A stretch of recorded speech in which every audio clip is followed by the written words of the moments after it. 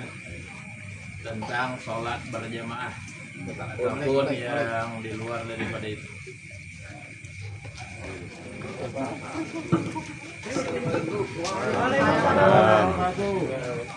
Assalamualaikum warahmatullahi wabarakatuh. Waalaikumsalam.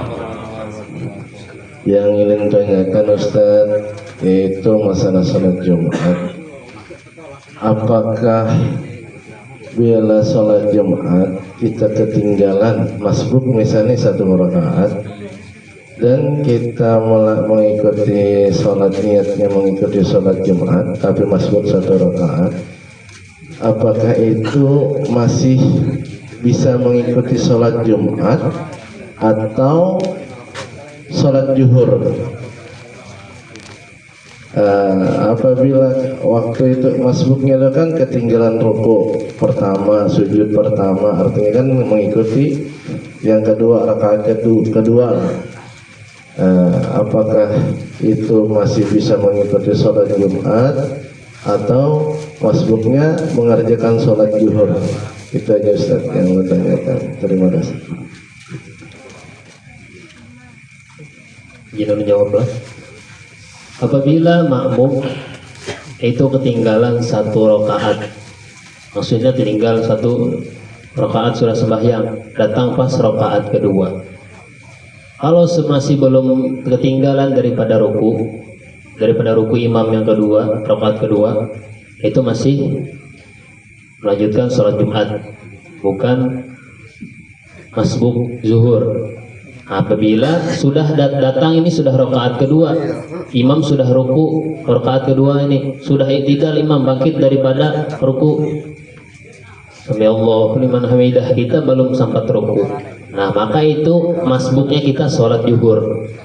Apabila ketinggalan sudah 2 rakaat sholat Jumat ini tadi, kalau 1 rakaat ya, maka itu langsung melanjutkan sholat Jumat 2 rakaat. Apabila karida yang sempatnya 2 rakaat tadi, maka melanjutkan sholat zuhur masbuknya. Ya, gitu. Jadi pahami kalau lah.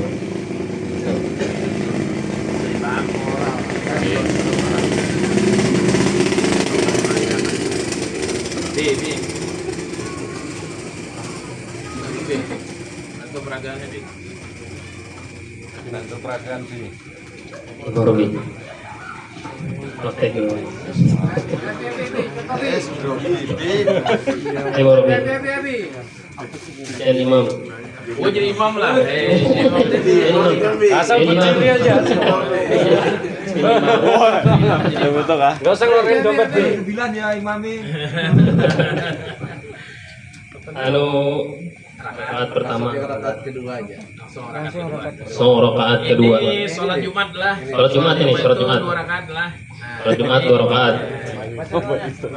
Nah, kita ini belum datang, imam sudah ruku duluan. Allahu Akbar, ruku.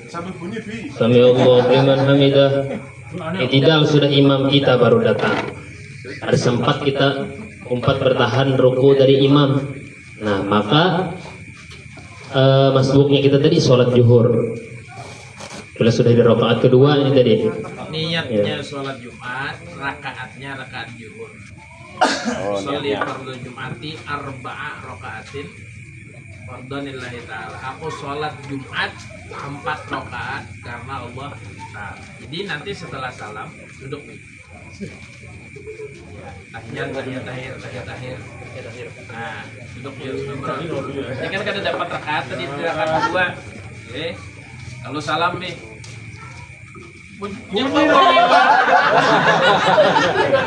Bisik. Assalamualaikum warahmatullahi wabarakatuh. Nah, lalu setelah obrol ini kan kada dapat rakaat, maka naiklah si dia naik ke sholat obrol. Nah, ini mengerjakan sebanyak 4 rakaat sama seperti sholat zuhur. Jelas nggih? Satu lagi peragaannya. Jadi Bi, dapat rukunya. Dapat rakaat pertama, Allahu Akbar. Nah, rakaat kedua di Jumat. Nah, zuhur. Nah, lalu 4 Allahu Akbar. Sampai bertahan. Sami Allah liman Allahu liman hamidah. hamidah. Terus sampai innaka hamidum majid. Sudah. Maksudnya Oke. Assalamualaikum. Assalamualaikum warahmatullahi. Nah, kan kedan dapat tadi. Dapat rakaat tadi. Nah, jadi menambah cuma 1 rakaat. Jadi niat Jumat 2 rakaat. Jelas ya? Aja. Makasih Nabi.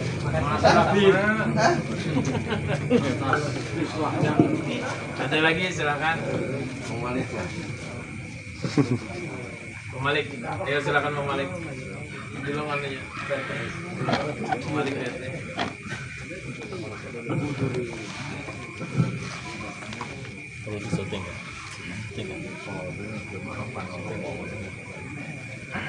Assalamualaikum warahmatullahi wabarakatuh. Waalaikumsalam warahmatullahi wabarakatuh. Mau nanya Ustadz,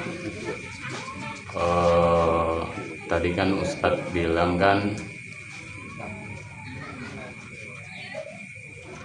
derajat sholat jamaah itu dapat pahala 27 derajat. Nah, kita sering dengar itu terus gitu. Jadi 25, 27 derajat. Nah, kalau kita sengaja meninggalkan sholat berjamaah, itu apakah ada konsekuensinya? Kalau kita ikut sholat berjamaah kan konsekuensinya kita mendapatkan 27 derajat. Nah, kalau meninggalkan seperti apa? Sengaja meninggalkan sholat berjamaah seperti apa? Itu yang pertama. Terus yang kedua, dalam praktek sholat berjamaah itu kita sering melakukan itsar, mendahulukan kepentingan orang lain. Nah, secara adab memang itu bagus, tapi secara untuk praktek sholat berjamaah, misalkan kita saat berwudu, kita antri, terus pada waktu itu ada keran yang kosong, terus kita mendahulukan orang lain. Nah, itu hukumnya seperti apa? Terus kalau pas di depan kita ada shop yang kosong, kita mempersilahkan orang lain untuk maju, sementara kita punya hak di situ untuk maju. Nah, itu hukumnya seperti apa? Terima kasih.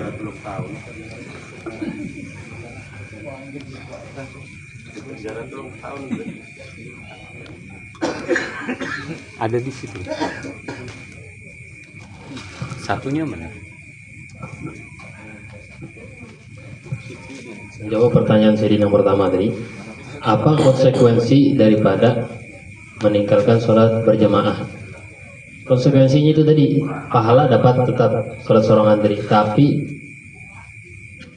kurang pahalanya karena lebih besar sembahyang berjamaah tadi 27 derajat.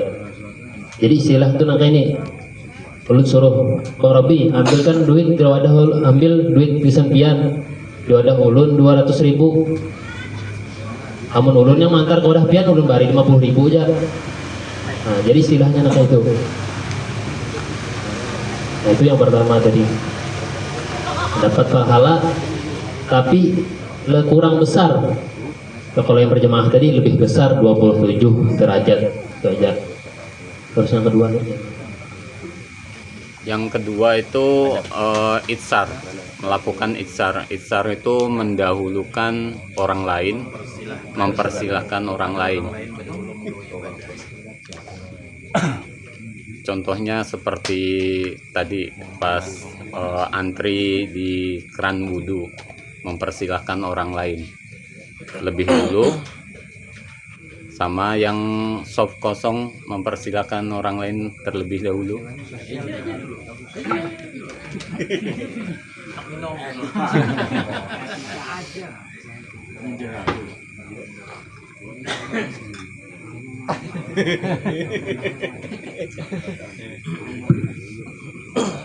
Oke.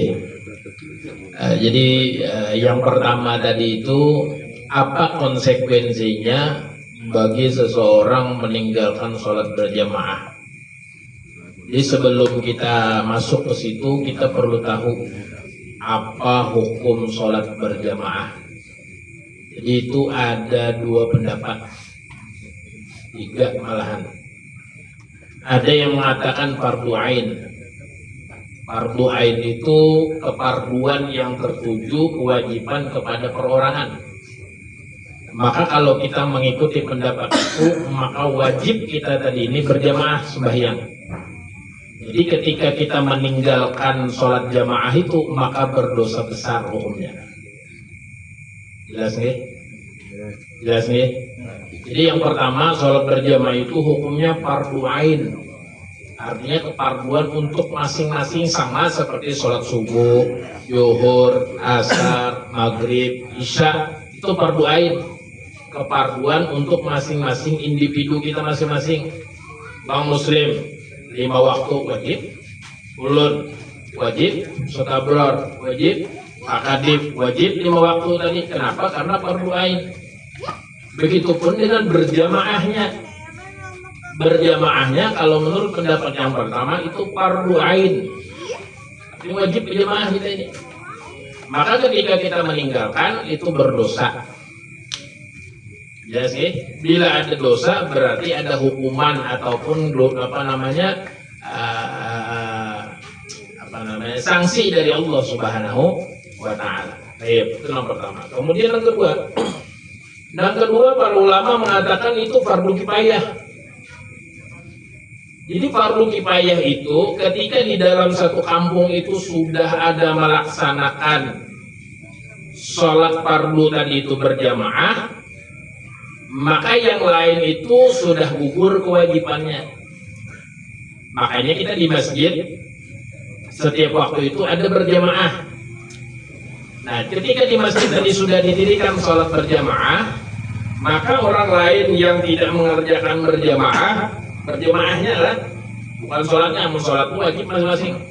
Karena bisa ditanggulangi, tidak bisa diganggu gugat itu masalah berjamaahnya. Nah, kalau sudah di masjid tadi atau musola ataupun di surau itu sudah dikerjakan berjamaah, maka di lain tempat misalnya hendak sholat sendirian enggak, terserah, tidak jadi masalah.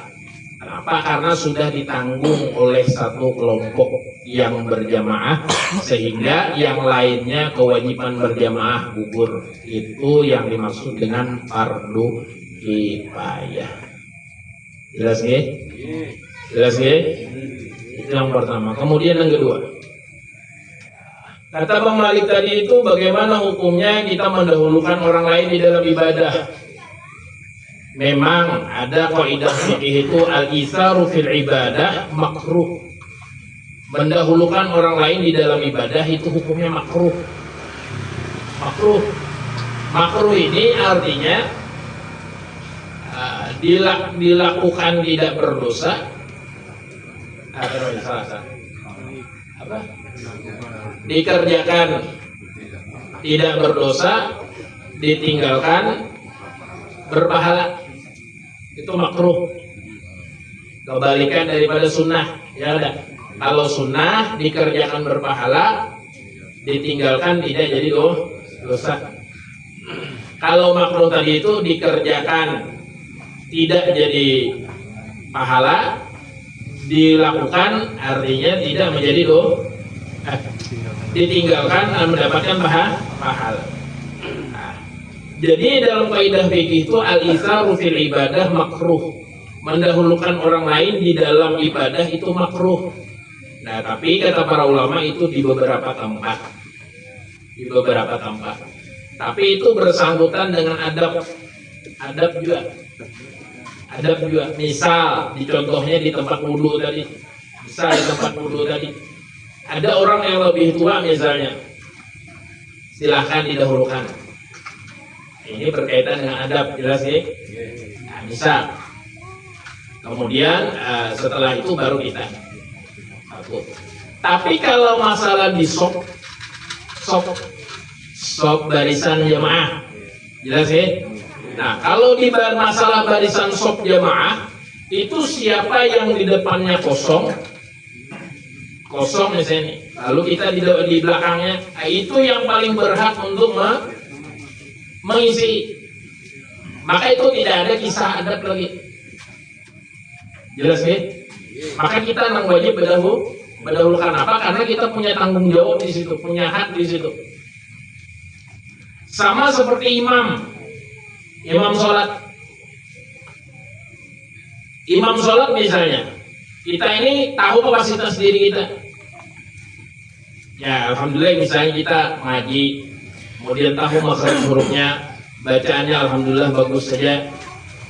Kemudian ada kawan misalnya, tahu kita kapasitasnya, oh bacaannya ada yang salah-salah rajin. Kemudian ada tata caranya yang kurang pas. Lalu kita tidak ketunjukan, kamu dingin, jangan kamja lebih abdul, kada boleh begitu.